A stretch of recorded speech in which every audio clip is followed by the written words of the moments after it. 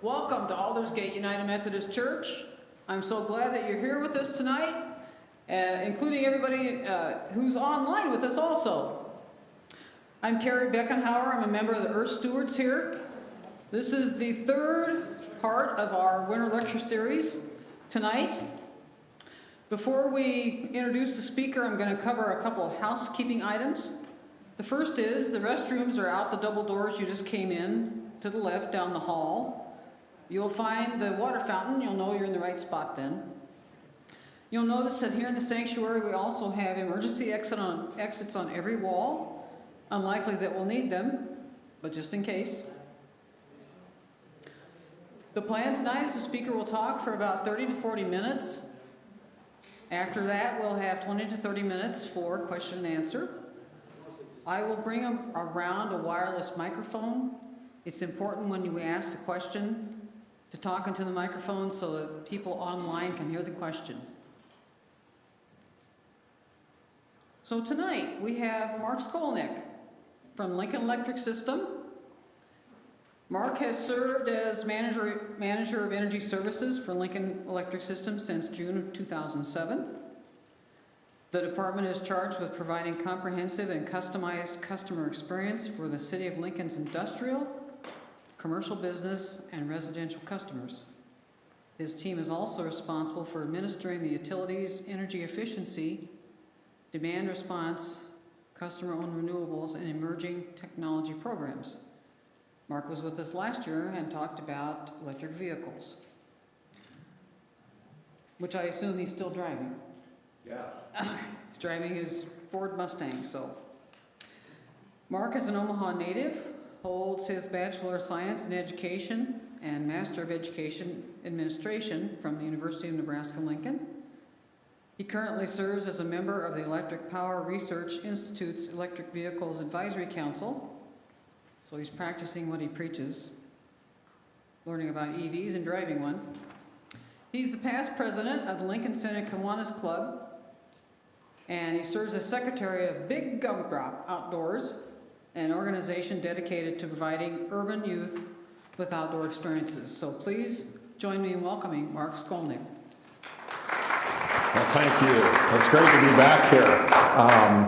In fact, a year ago, if I'm not mistaken, it was a bitterly cold night. Yes. As I recall, and I had just got my Mustang. Exactly. It was at the end of February, so I just got my first birthday on the car. I've loved it. In fact, I love it even more because I got a Tesla adapter for my vehicle. So now, as long as the chargers aren't on fire, I can plug in to a Tesla station. But seriously, though, I've traveled to Minneapolis once and Kansas City twice on that, and didn't have any issues with it. I was able to charge when I got to my destination or in between, and it's been great. But this evening, I've come and talked to you about EVs, and I think maybe even solar at one point, Carrie. But we're going to talk about something at a much higher level this evening, and that's the industry. Because what's going on in the industry is truly breathtaking, the amount of change that is happening, and it's happening very rapidly. Now, I want to tell you something that I don't purport to be an expert at all in the industry. However, I did sleep at this Holiday Inn last night, so maybe I get a little bit of expertise. Now, in all seriousness, I don't consider myself to be an expert in some of the areas that I'm going to be talking about tonight. So if I don't know the answer to a question you ask, I'm going to tell you I don't know, but I can find out, because I happen to work with some very intelligent people who are fortunately very forthcoming in sharing with the experience and the knowledge that they've gained over the years. The presentation is called The Big Balance. And I want to start with something very fundamental. Does anyone know what that is?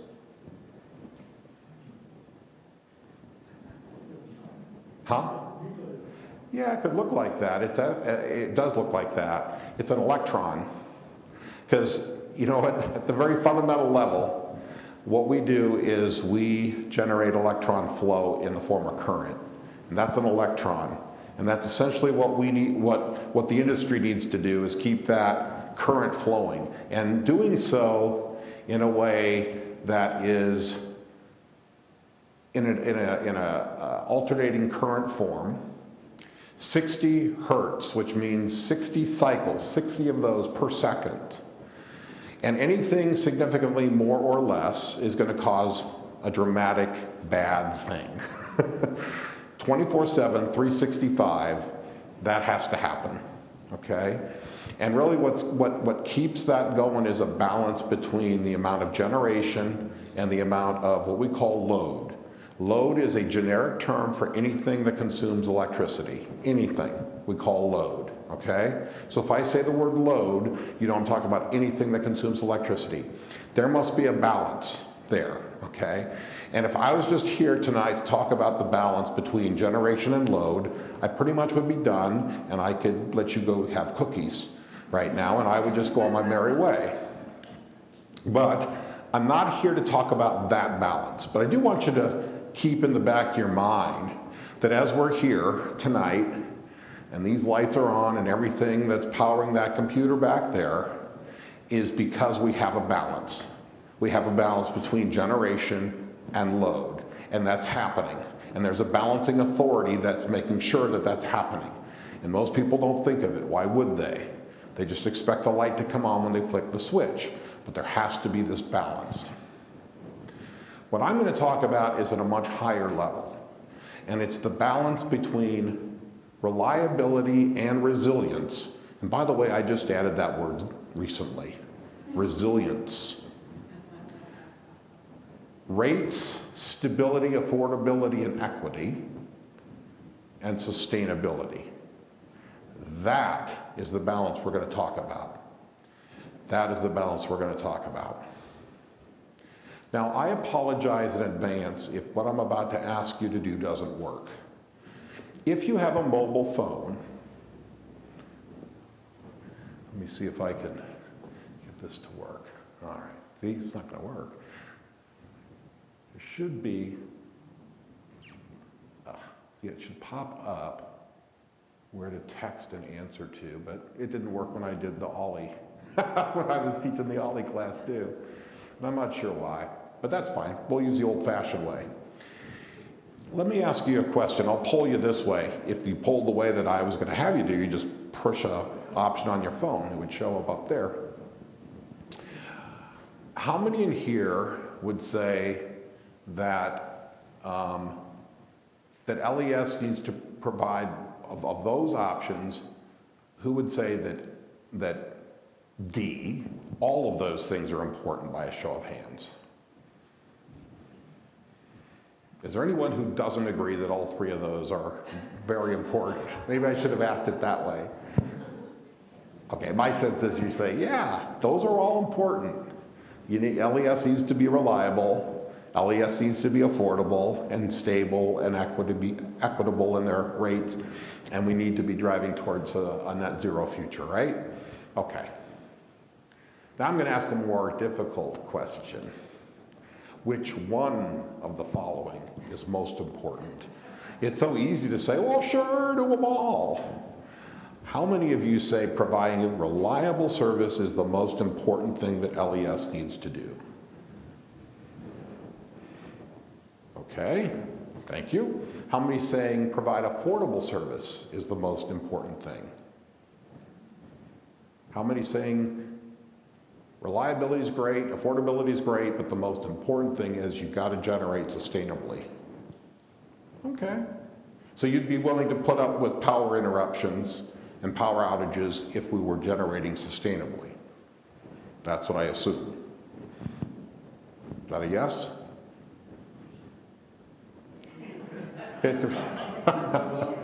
Now I will tell you, we got a little flavor of this on Wednesday of last week. Yes, let me just. We were experiencing the second blizzard in like 2 weeks, 3 weeks. There wasn't a lot of tolerance for a few hours for people. Businesses were going frantic, as they should. What do I do with my workforce? Do I send them home? I've got molten metal at some foundry, and if power doesn't come on, we're gonna lose millions of dollars of product. Hospitals are on backup generation. Do you think they like to do that? I've got wastewater treatment plants. I got water departments. This was pretty much a 24-hour to 36-hour event. Yeah, that was one incident. To be honest with you, LES doesn't have a whole lot of say when it comes to the importance of reliability. We are regulated and required to provide reliable service, okay? In terms of generation, at least.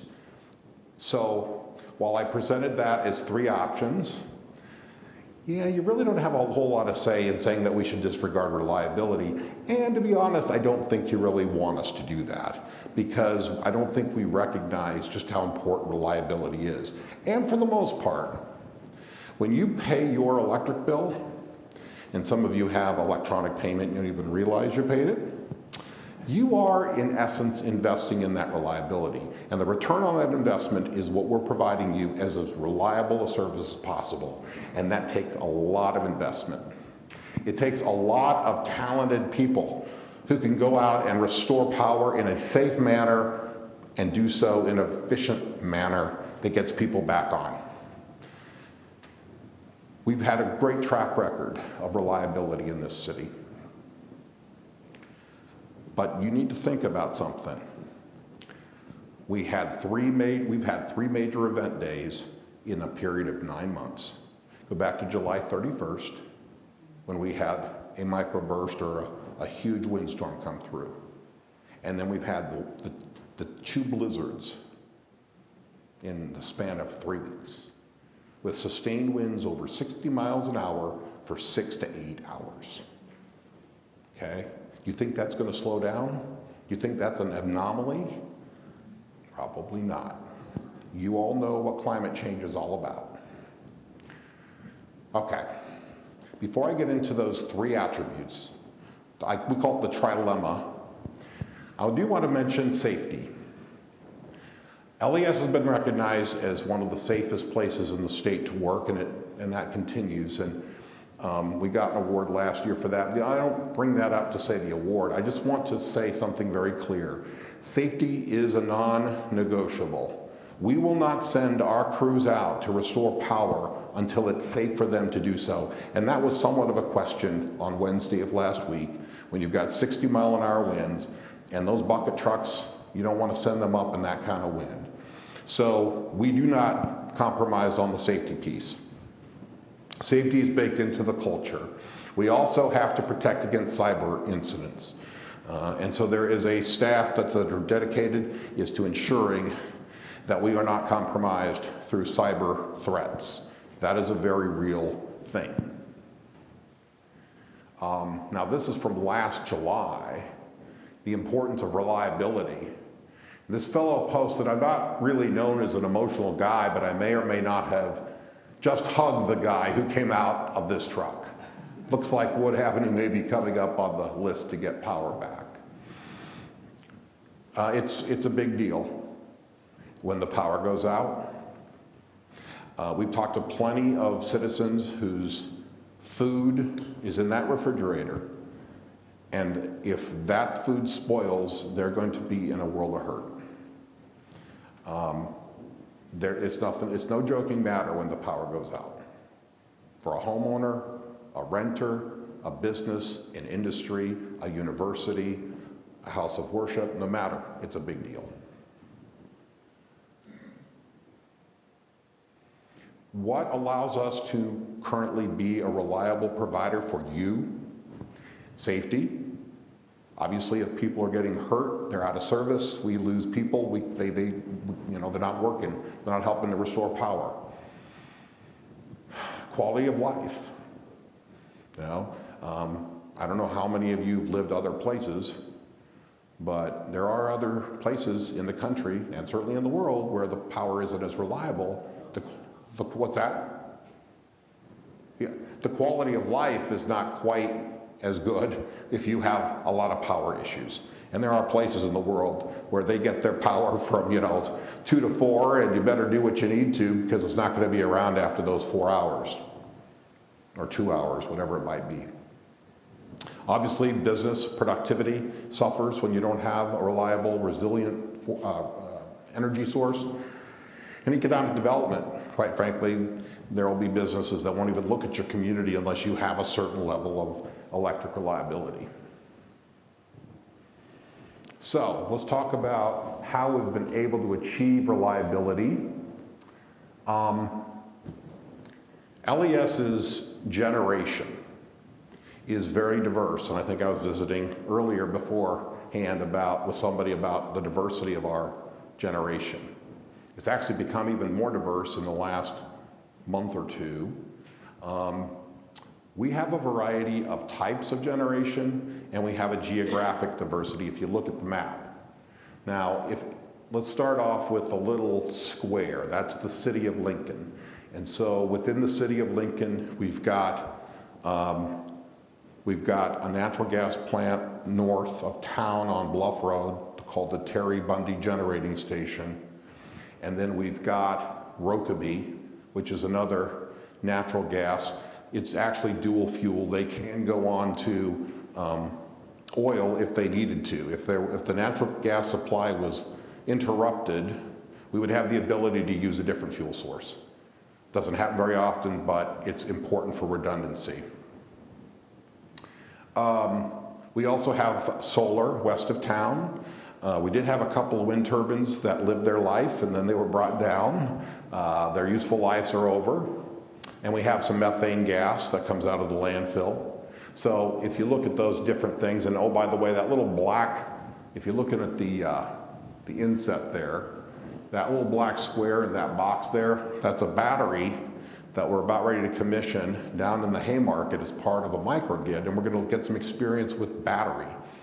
And we're going to purchase all the energy out of that battery. So there's a developer that owns that battery storage, and we will buy the energy that comes off of that, but of course they're charging it from the grid. So it's kind of a load electrical consuming device, and then it's a generator by providing it to us, but we're going to get experience with how that operates. So we do have some generation within the city, but a lot of it isn't.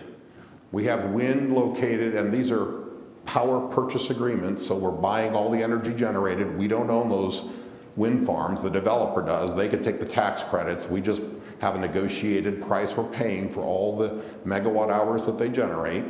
We've got several farms in north and central Nebraska. We have one down in central Kansas. We have one in southern Oklahoma. And then you may have read in the paper that Google has a couple of wind farms that they're getting energy from, but we purchased the capacity. You're probably going, what? Well, we need to have a certain amount of generating capacity, and I'll talk about that in a little bit. So we get to use the capacity of power that those wind farms can generate towards the requirements we need to meet to fulfill our obligations, and I'll talk about that in a little bit. So what's that mean?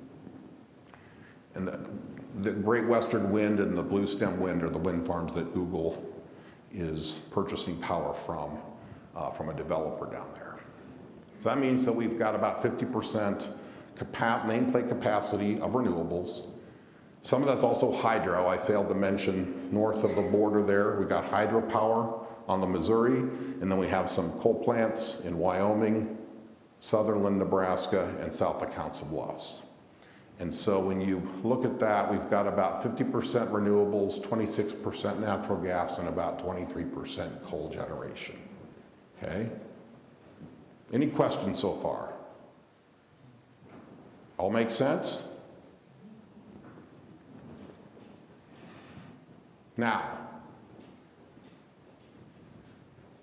that pie chart on the right is from before we got the Google capacity. That's why it's a little different. So I wasn't able to recreate. I updated the first one because that just happened, but this one is looking at 2023 when we had about a third of renewables, a third coal, a third natural gas. If you look at the left, that's the actual energy in 2023 that was produced. And you notice that while the capacity of coal was 31%, the actual amount that the market took that we generated in was about 52%. Okay? So that's an economic, and it's based on economics and transmission, being able to deliver that energy throughout the entire region, which is called the Southwest Power Pool. So just because we have the nameplates listed, and that's the capacity, the amount of energy that's actually generated is going to vary from year to year based on a lot of different factors. About 32% of the energy generated from our generation in 2023 was through wind, and a very small amount, 8%. Well, we had hydro at 8%, and then natural gas is, where is that? The black, it's even smaller, 5%. And that probably happened in the summer when we needed additional power because of air conditioning. So we are part of a multi-state region called the Southwest Power Pool, and they're the ones who control that balance I talked about early on, right? They're the ones that are dispatching generation to match the load. Do you remember what I talked about early on? That balance that has to occur? They are headquartered in Little Rock, Arkansas, and they're the ones that are telling the different utilities throughout that entire region what units that need to go on. And we also have a market, a power market, so we're bidding in, and they're making these decisions about every 5 minutes to maintain that balance, okay? So it's a pretty complex thing, because you think about, there's all different kinds of generation in that footprint. You've got wind, you've got a little bit of solar, you've got hydro, you've got coal, you've got natural gas, you've got all nuclear, you've got all this different generation, and they have to make sure that there's a balance all the time, or else we're gonna have major problems. There are other regional transmission organizations like the Southwest Power Pool across the country, and you can see that on the map on the right. So here is what's going on with generation in our footprint, in SPP, Southwest Power Pool. What do you notice is the biggest changers in that diagram? What lines are changing the most? And that's the wind.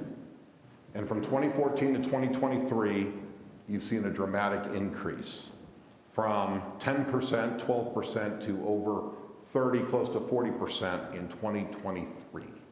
What's the other line that's changing dramatically? Coal. When in 2014, 60% of the generation, the nameplate generation, was coal, and in 2023 it is less than 30%. Now, is coal generation and wind generation replaceable? Are they the same thing? If you take out coal and you put in wind, is that roughly the same type of generation? Is that a yes or a no? You're saying no. Absolutely. Explain. Coal is, if you got the product in your yard, you're going to have generation. Correct. When you don't have it, you're not going to have generation. Correct. It's non-dispatchable. Reliability. Correct. That is the fundamental thing to take away, the fundamental things to take away here. Wind is intermittent. It blows when Mother Nature says it's going to blow. You do not have control over when that happens. There are times of the day and there are times of the year where there's more consistent generation from wind, and there are times of the year and times of the day when there's less. If you do have a supply of fuel, I don't care what it is, if it's coal, if it's gas, whatever, you can generate that energy. Now, I do want to be clear, there is not a generating source that I'm aware of that's perfectly running all the time. It just doesn't happen, right? There just isn't.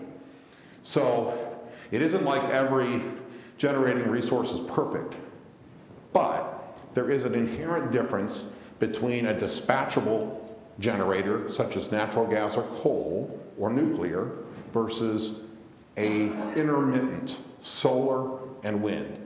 They produce when the fuel source is available. and that's physics. That's just physics. Okay, the laws of physics, the last time I checked, were still in effect. Now, in this society, I don't know when they're going to be repealed. I hope they aren't. But one thing we can all agree on is there's intermittent resources, there are dispatchable resources, and we need to find a way to make them all live and complement each other, and it's a challenge. So I've talked about generation as part of reliability. People don't think about transmission lines because you don't really see them. But you need transmission to bring in the power. There's generation, you saw on the map, most of the big generation, the coal plants that are providing the base load, that are running more, they're not located anywhere near us. They're hundreds and hundreds of miles away. You need transmission. That means that you need to route and build lines across land, and you know how much people love to have transmission going across their land, right? This is a real issue. And particularly so for wind. Particularly so for wind, because the best wind in Nebraska is in fairly remote parts of the state. But the most population is in the eastern part, so you need to have transmission to transport that energy in. Okay, so there's a lot of cost, and there's not a lot of not in my backyard stuff. And then local distribution system. It has to be well planned, and it has to maintain. I do believe LES has put a huge emphasis on maintenance, making sure. That's why if you go along 56th Street, thank you for your patience, because for the last 2 years, we've taken some power lines that were overhead, and we buried them on the other side of 56, so we put them underground. That's good. And the transmission that's left, if you've driven down 56, you've seen these big steel structures, right? There are fewer spans. It used to be wooden poles. If you remember, it was wooden poles, replaced with metal, less poles, higher up, better reliability, hopefully a little bit more aesthetic as you can get. So that's all part of maintenance and planning and providing the reliability. You've got substations. Trees and lines don't get along very well together, nor with squirrels, right? Any of those critters, it just doesn't work well. We have been recognized as a highly reliable utility provider, RP3, reliable public power provider, but a lot of it is because of our workforce, our planning, our continuous focus on maintenance and system improvement, safety, as I said, maintenance and operations. Okay, reliability. And the metrics that measure that is, one is called Service Average Interruption Duration Index. Basically it says, if we take all the minutes that we've been out in a year and we divide it by all the customers in LES, what does that come out to? In 2020, I believe this is 2023, we averaged about 19 minutes per customer during normal weather. The regional average is 90 minutes, and the national average is 123 minutes. So that compares very well, right? So that's a metric we look at. The other one is Circuit Average Interruption Duration Index. For those that experience an outage, what is the average time that you will be out? We shoot to be under 60 minutes. We missed that in 2023, we were at 64 minutes. The regional average is 101 minutes, the national average is 118 minutes. So if you experience an outage, now, I'm giving you normal weather. Bets are off when we get into major event days like last Wednesday. Okay, that added minutes to those are major event days. So we don't put the apples and the oranges together. But gosh darn it, we had those crews out there restoring when it was safe for them to do it. Once the wind died down, that made a huge difference. A huge difference. Future challenges and opportunities. You know, the intermittency of solar and wind is going to be an ongoing challenge, but it's an opportunity. We obviously need to drive battery development, beyond its current state, which is around 4 hours, maybe 8, to multi-day, multi-week storage, which is a much more challenging endeavor, so that we can store energy from renewables, sometimes produce more than is even needed during a period of time when you store that energy and then use it when it is needed. I guarantee you, severe weather is not going anywhere. Whether it be windstorms, whether it be tornadoes, whether it be ice events, whether it be hailstorms, and that's just in our area. If you think about hurricanes and you think about wildfires, it just seems like the intensity of the number is growing year after year after year. And the way you feel it is in your pocketbook when you get your insurance premiums. If you see them, I can't even believe what my property insurance is. Nebraska tends to be one of the highest premium states in the country. Now, obviously, California and the Gulf states are going to be higher because of the incidence of wildfires and hurricanes. But Nebraska has had a variety of things happen to it that's caused our premiums to go up. That's the cost of climate change. We also have to protect against cyber. Let's not forget about that. That's not going anywhere. And supply chain issues. Now, things have gotten a little better, but we still have lead times for infrastructure that we need to replace or for new businesses and that type of thing. The second item is affordability, right? We know that vulnerable populations are affected every time we have to have a rate increase.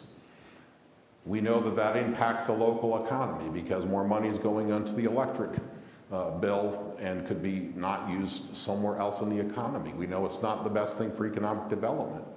So our focus has been on maintaining a AA bond rating because we issue a lot of debt for our infrastructure. AA is lower interest rates that we have to pay on that. That's a good deal. So a lot of our focus is what are the credit agencies looking at to make sure that we maintain that AA bond rating. We also want there to be rate stability. I doubt you very much want an 8 or 10% rate increase put on you in a year. You know, I know businesses, they don't like that because they're trying to budget and have some level of certainty. So we're really focused on rate stability as well. And we all allocate costs as fairly as we can. So there's a class of customer that uses energy one way, residential.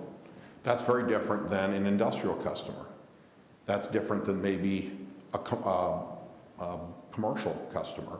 So we have rate classes and we allocate all of the costs of generation, transmission, distribution, all of that based on the way the energy is being used, so we don't have subsidization. So we don't have residential customers subsidizing industrial customers. So they don't have residential customers subsidizing commercial customers. That everybody's getting their fair share of the costs allocated to them in their rate. And we've done some rate restructuring so that we're able to capture the costs to maintain the system.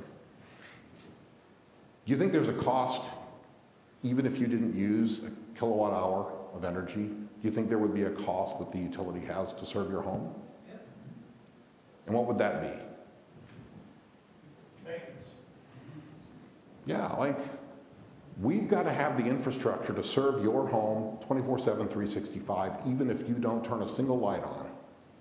We've got to have the capacity from the generator, through the transmission line, through the distribution system to serve you, even if you don't use a single kilowatt hour. So people say, well, what's this customer facility charge? Why am I paying that? Am I just not buying energy? That customer facilities charge is for that infrastructure. And oh, by the way, there's still a bit of it, quite a bit actually, in your energy rate. All right? The average cost of energy throughout the year, a little higher in the summer, a little lower in the winter, not a lot of difference anymore, is about 2.5 cents. If you look at your bill, you're paying 6 cents. That extra 4 cents, that's generation cost. That's for the generation, not the energy, the generation. So we've been trying to pull that out so that we can recover those fixed costs, and what you're left with is the true closer to the true cost of energy. Does that make sense? Okay. Hope I'm not putting you to sleep here. It's a lot of information here. We try to have the diversity, the market competitive generation. So when our generation is called upon by the market to produce, that's good, because the revenues coming in from that help us keep our rates low.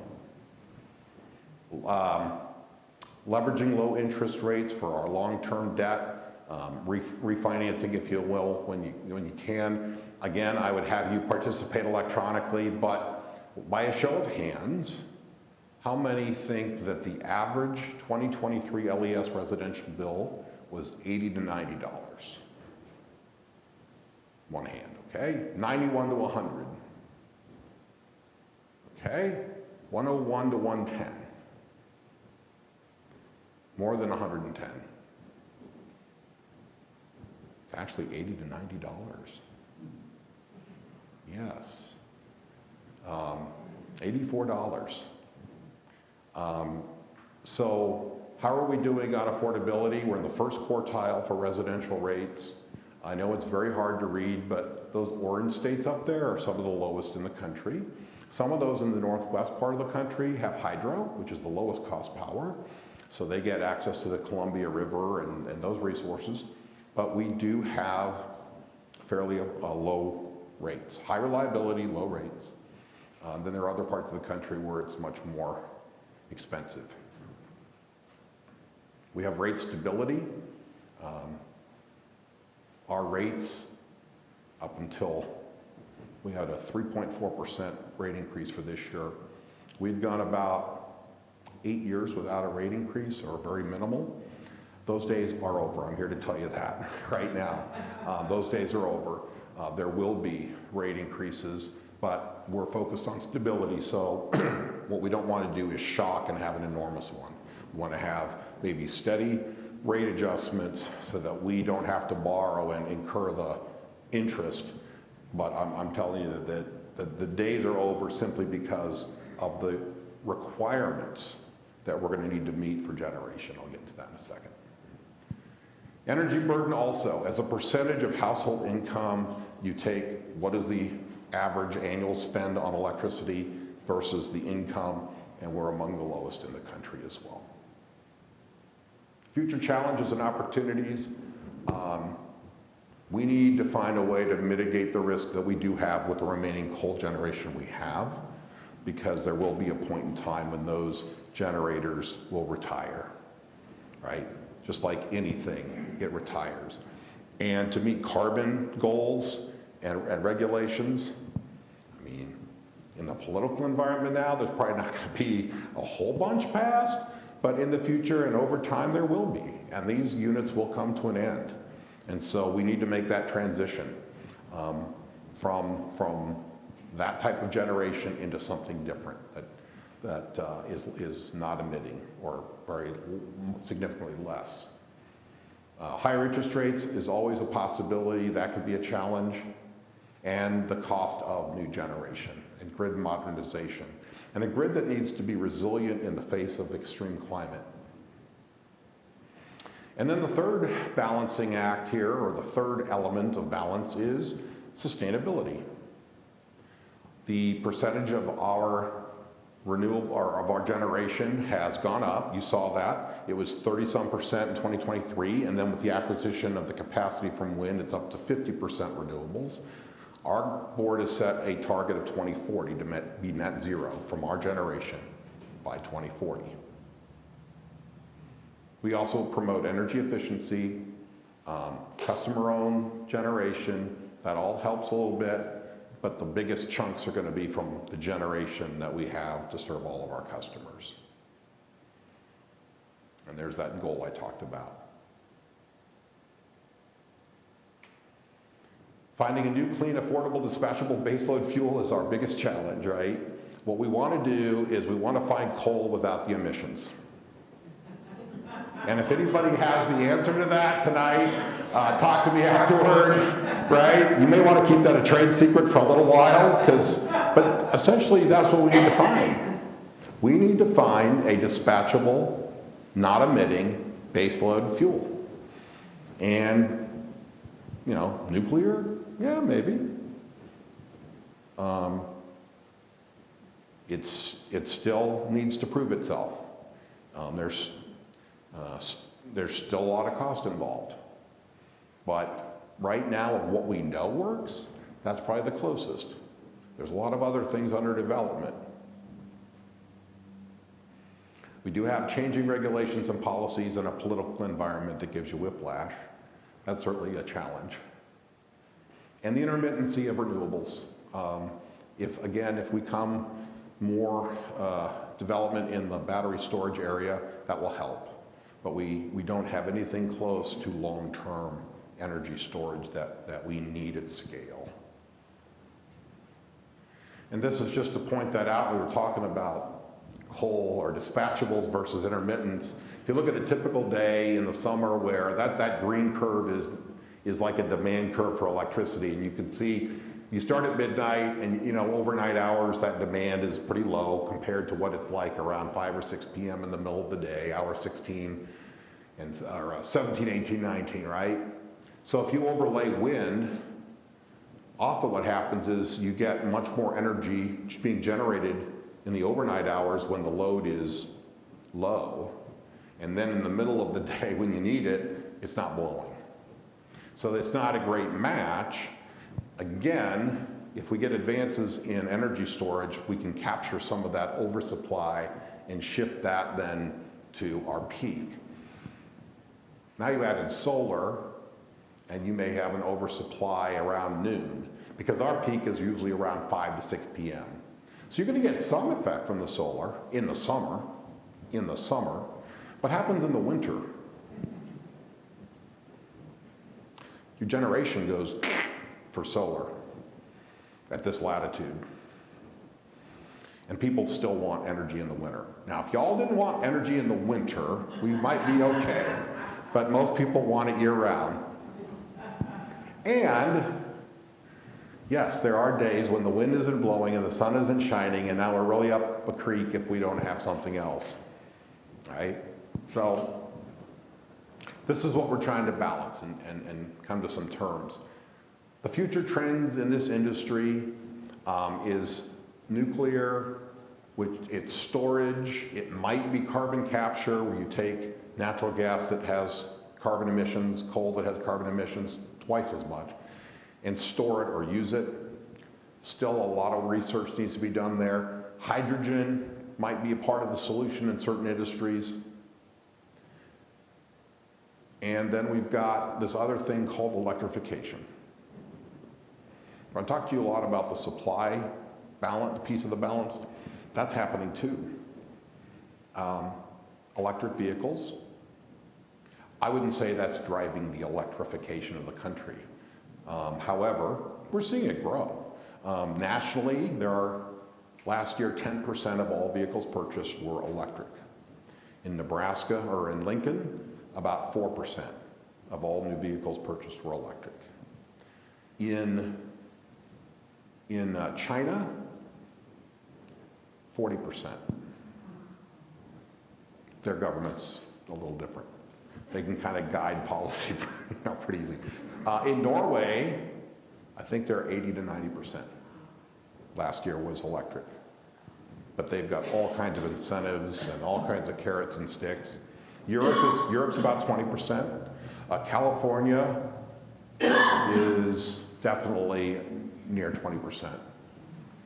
There are other states in the country that have policies that say if you're going to sell vehicles in our state, this much percent has to be non-emitting, and they're electric. So if you live in California, Washington, Oregon, New England, Colorado, there's more adoption because of the incentives that are there. They've also built out the infrastructure. It's all.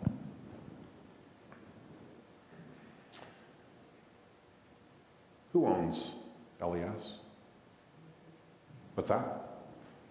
Yes, you do. Absolutely. You own LES as a public power entity. The whole state is served by public power.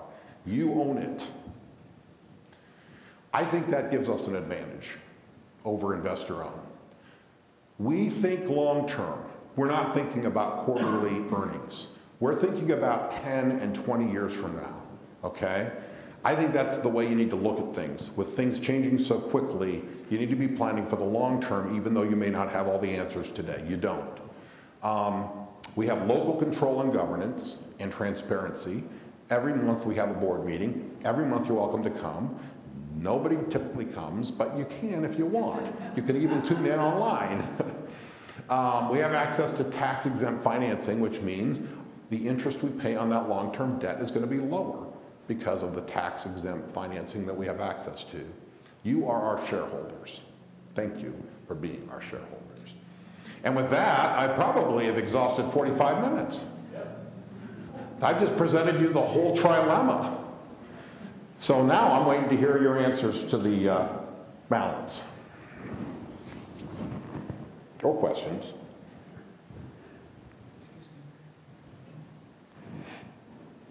I don't know how many years ago it was, but Texas had a tremendous problem.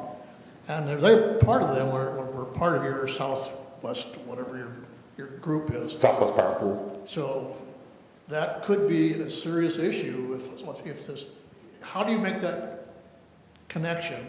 And is there connections to the other power pools? In Great other questions. words, your Southwest to somebody else and keeping the oscillation correct. You have two great questions there. Number one, most of the state of Texas is in the regional transmission organization called ERCOT. And don't ask me what that stands for. It means that they are the independent state of Texas. Let's just put it that way. So most of the state of Texas, with the exception of the northern panhandle, which is part of the Southwest Power Pool, has its own regional transmission organization. They have just a couple, maybe 2 or 3 DC connections to other regional transmission organizations. And the reason that they do that is they are not subject to federal regulation. They are not subject to the Federal Energy Regulatory Commission's rules. What does that mean? Well, if you go back to Winter Storm Uri, back in 21, they had a horrible outages that lasted weeks, okay? They did not invest in the infrastructure to provide them with natural gas, generation. A lot of the wellheads had frozen over. The generators weren't working right.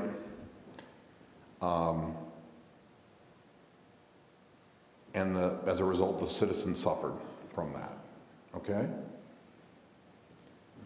But they are able to do a certain amount of importing, if you will, of energy, but it's very limited because they want to maintain that independence and not be under the regulatory regime that we're under in the Southwest Power Pool and others, okay?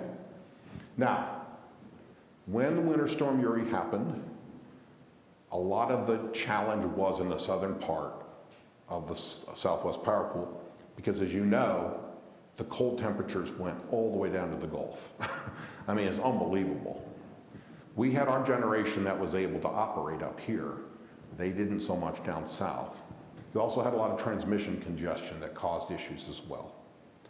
So Southwest Power Pool, and this is a part of the presentation that I could have spent another 30 minutes talking about what we discussed at our last board meeting on Friday.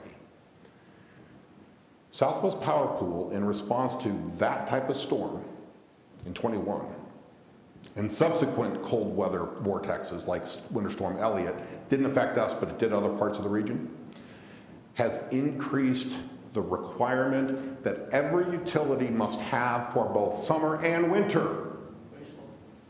Yes, they are increasing the requirements for every utility to have a planning reserve margin. Currently it's at 15%. That just means that it's like a potluck dinner, right? Every utility in that footprint that I showed you has to bring its generation, kind of like a potluck. You bring your dishes, right, for people. They have to bring that plus 15%.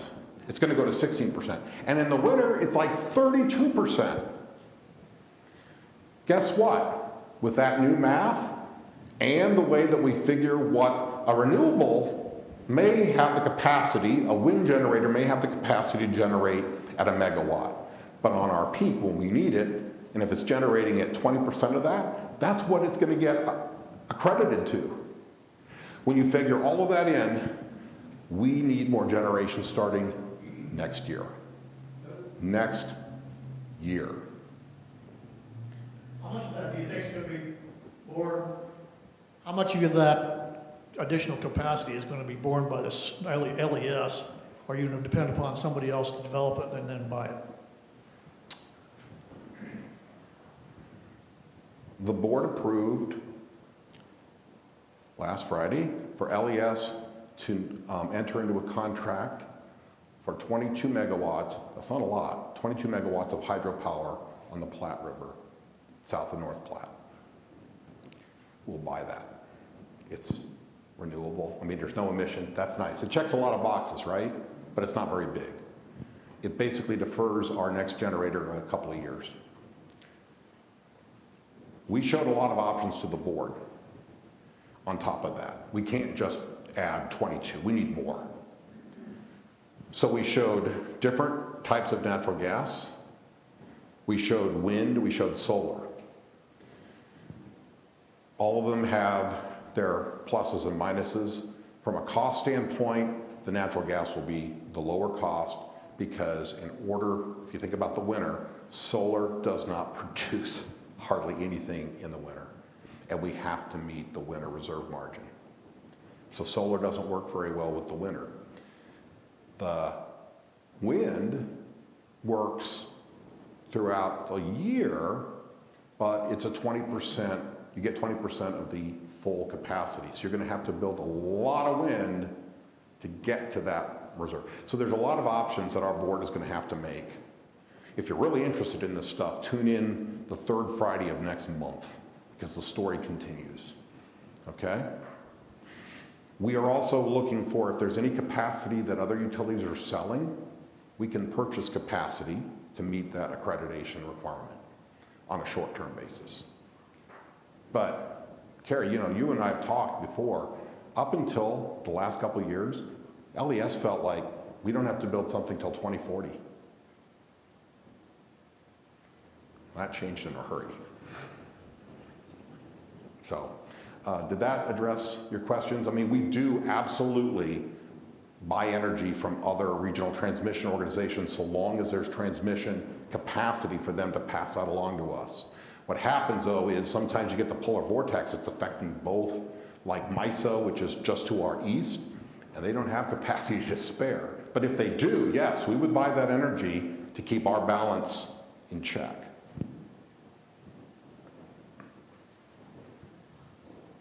My concern is, you know, I don't mind renewables, but I can't, without having a base load capacity, you're going to get stuck. No, we're going to have base load. That's not even a base load firm capacity. No, there's got to be base load. You've got to have base load. You've got to have a certain amount of base load. It's becoming more and more natural gas, which in and of itself is risky because that's a volatile fuel. But you've got to have base load.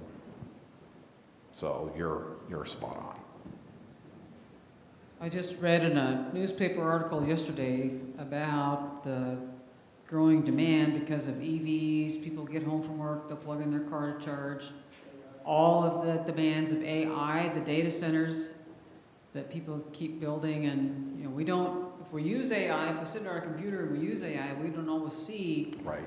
everything behind the scenes, and that's a big power suck, okay? People will stop using Google, people will be using more AI. And the author, the journalist, was proposing that to ramp up, to meet the demand quickly, it will have to be more solar, more wind, because those can be constructed quickly, they cost less. Building a natural gas or another coal, well, heaven forbid, coal burning, you know. That won't happen probably. It just takes a while to build those. It does. And get them up and running. So that was that journalist's take on things. Well, that's true that you can put, particularly solar, behind the meter on site or even not. I mean, you can do solar within a year or to 18 months. But there's intermittency issues, right? So you've got to have enough storage to deal with those intermittency issues, right?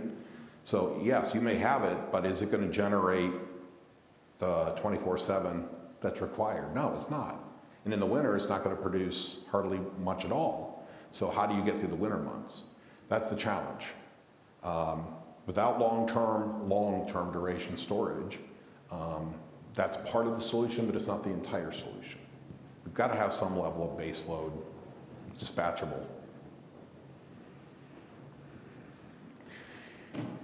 We have folks online? No, I have a question. Oh, okay. So I moved here from a little town in Northern California where every power line in that town was buried. Why can't we bury instead of putting those really large metal towers up, which seem to me won't be too good in a tornado situation? So 80% of our distribution system is buried, but we still have 20% to go, okay? And we are working on burying that.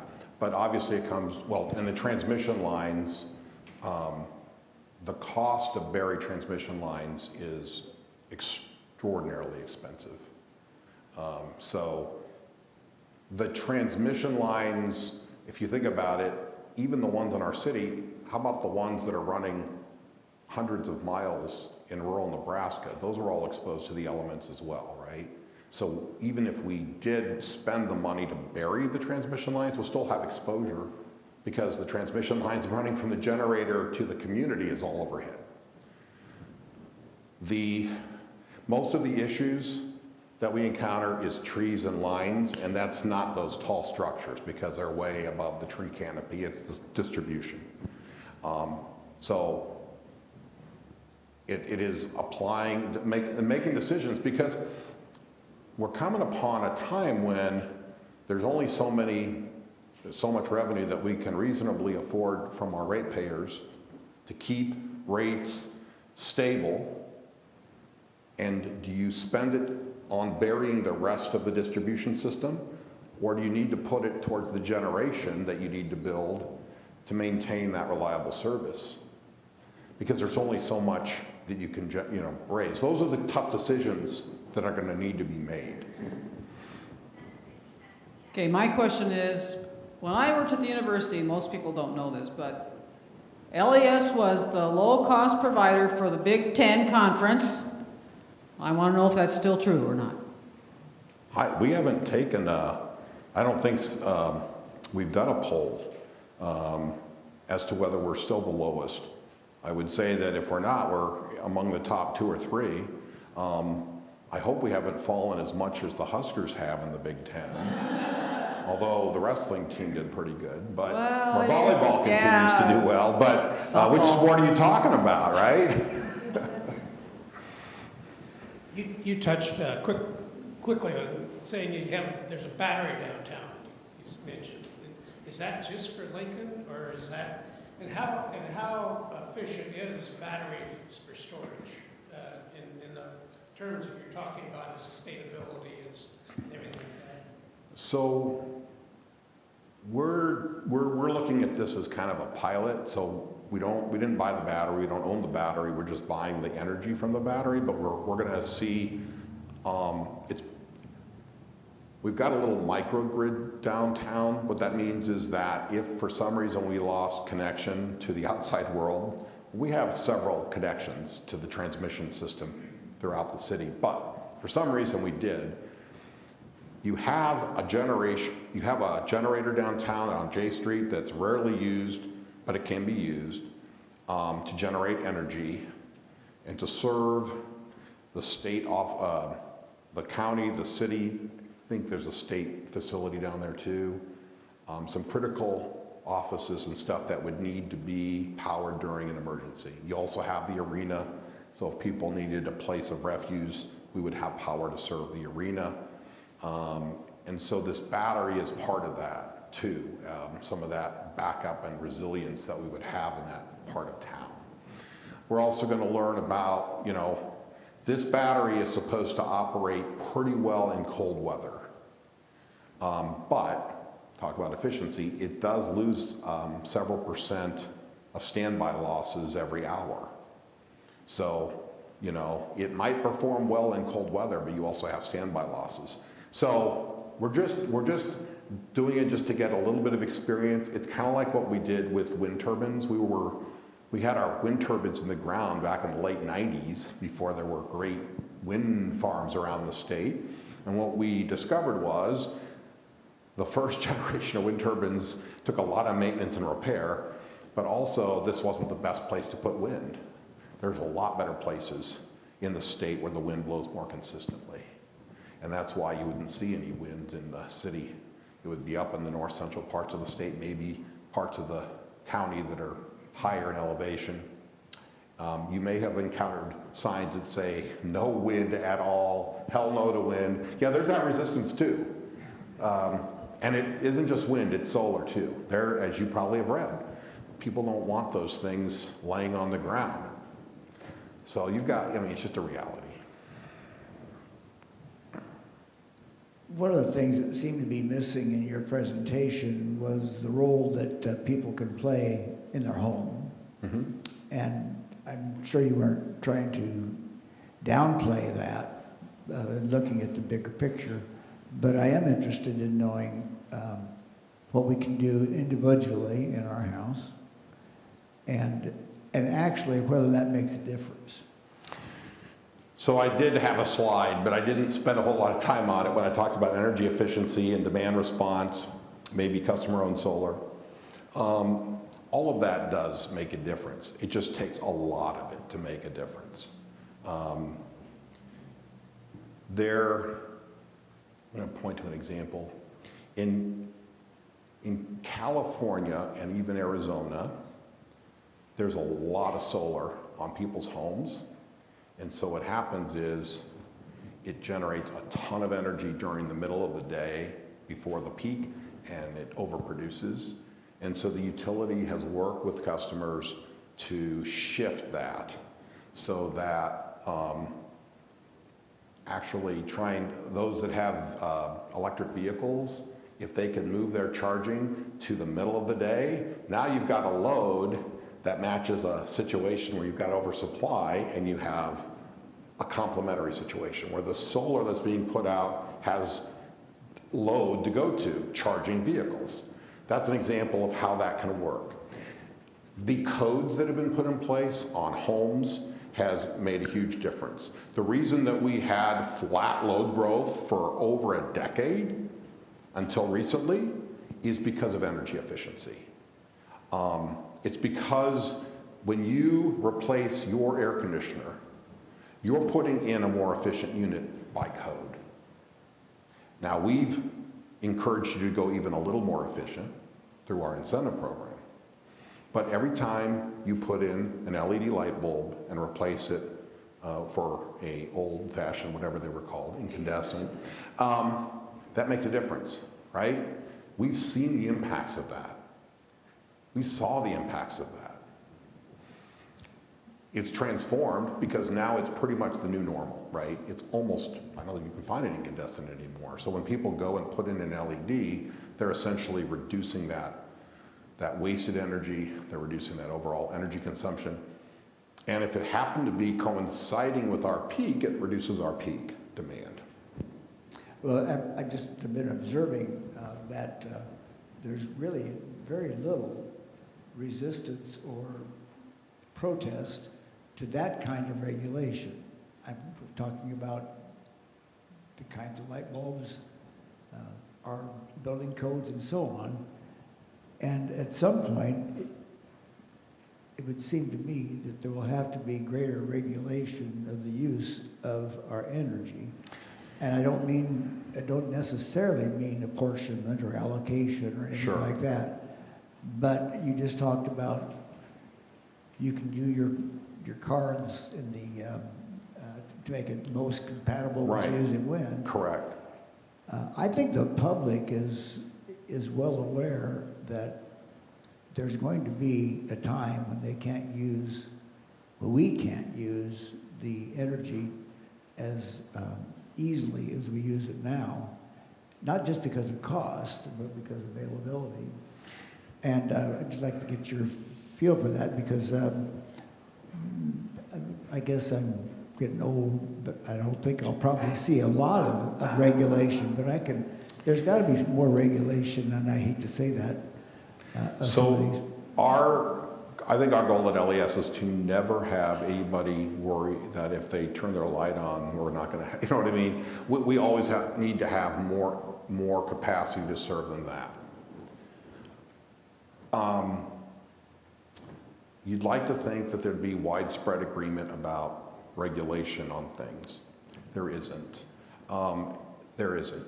Because what builders are going to say is, if you make me enhance the level of insulation, if you make me do this, that, and the other, I'm adding cost to a house that is already too expensive for the average person to buy, right?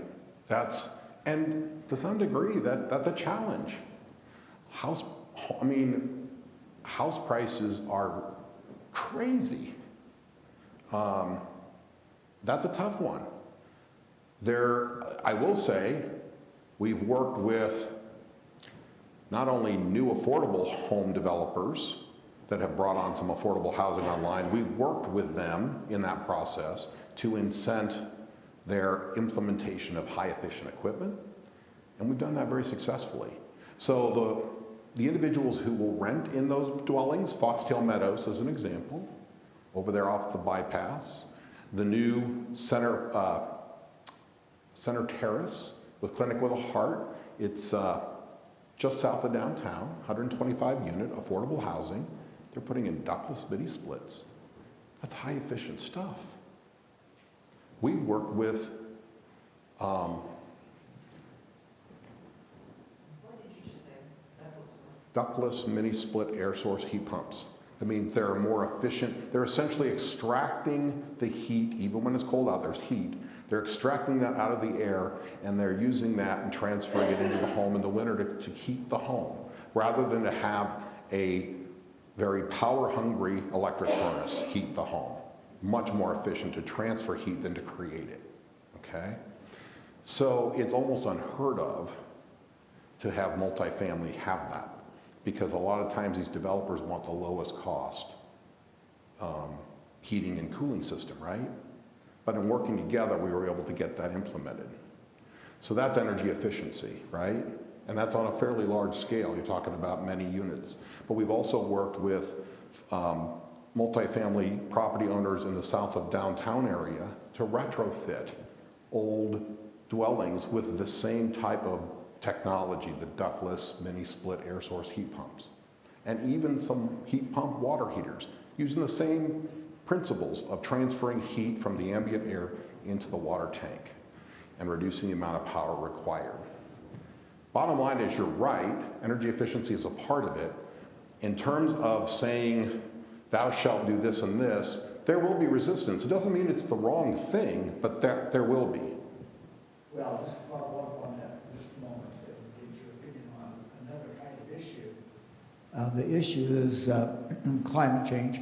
You mentioned it very briefly, and I think most people are beginning to see the relationship between climate change and extremes. Yes.